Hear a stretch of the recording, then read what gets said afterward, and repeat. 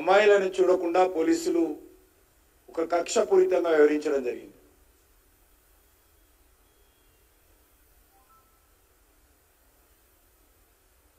రాష్ట్ర ప్రభుత్వ వైఖరిని తెలంగాణ భారతీయ జనతా పార్టీ తరఫున తీవ్రంగా ఖండిస్తున్నాం.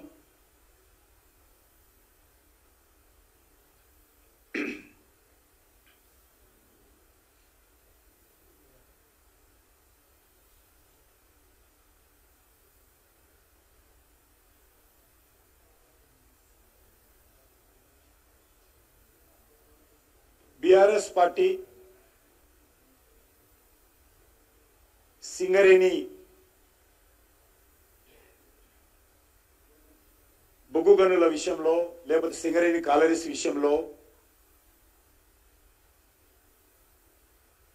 ఒక విచిత్ర వాదన వితండ వాదన లేవనెత్తుతా ఉంది.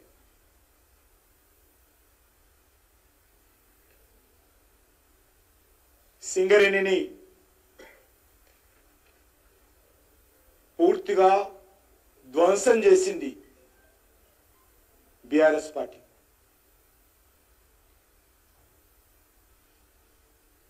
సింగరేణి ఒక తెలంగాణకే కాదు,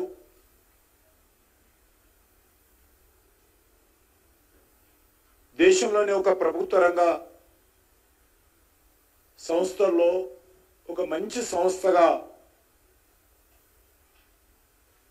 దాన్ని మనం ఆలోచన చేయవచ్చు.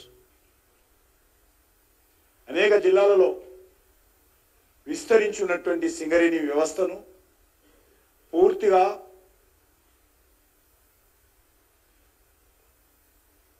బీఆర్ఎస్ పార్టీ కేసీఆర్ కుటుంబము తమ రాజకీయ జోక్యంతో ఈరోజు దివాలా తీసే పరిస్థితి తీసుకొచ్చారు.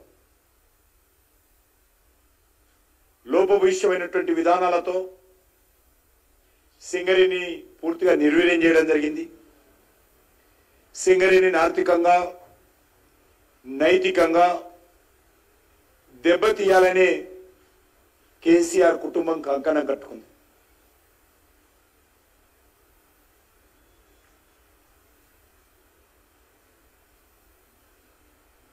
కేసీఆర్ ముఖ్యమంత్రి అయినప్పుడు, టిఆర్ఎస్ పార్టీ అధికారంలోకి వచ్చినప్పుడు, తెలంగాణ రాష్ట్రం ఏర్పడినప్పుడు ఏప్రిల్ 1, 2014 నాటికి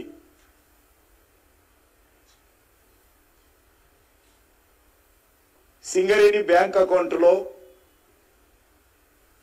3,500 కోట్ల బ్యాంకులో డిపాజిట్ ఉండేవి. 2014 ముందు సింగరేణిని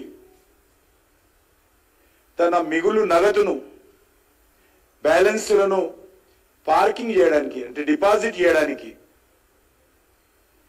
అధిక వడ్డీ ఎవరిస్తారని ఓపెన్ కొటేషన్ ఆహ్వానించేది సింగరేణి. ఏ బ్యాంక్ అయితే తమ దగ్గర ఉన్నటువంటి బ్యాంక్ నిల్వలను డిపాజిట్ చేస్తే ఎవరు ఎక్కువ వడ్డీ చెల్లిస్తారో వాళ్ళకి ఇచ్చేటువంటి విధానంగా సింగరేణి ఆ రోజు బ్యాంకులను డామినేట్ చేసేది.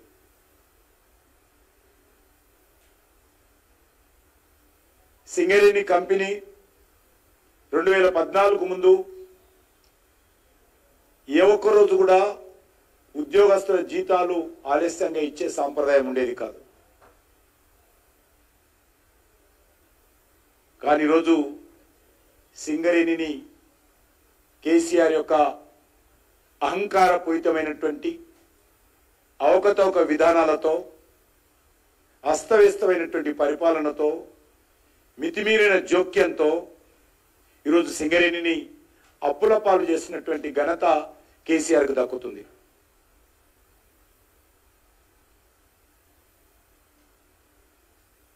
సింగరేణి ఆర్థిక పరిస్థితి అధ్వాన్నంగా చేసి ఈరోజు కార్మికులను కష్టాలకు గురి చేస్తూ ఉన్నారు.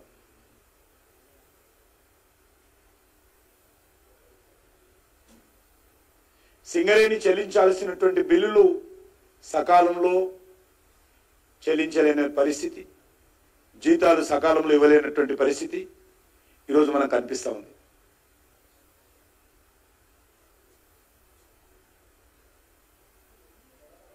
ముఖ్యంగా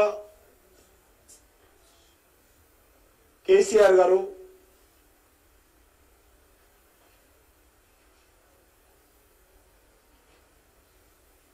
తెలంగాణ స్టేట్ జెన్నికోకు సింగరేణి చేసినటువంటి బొగ్గు సరఫరా బకాయిలు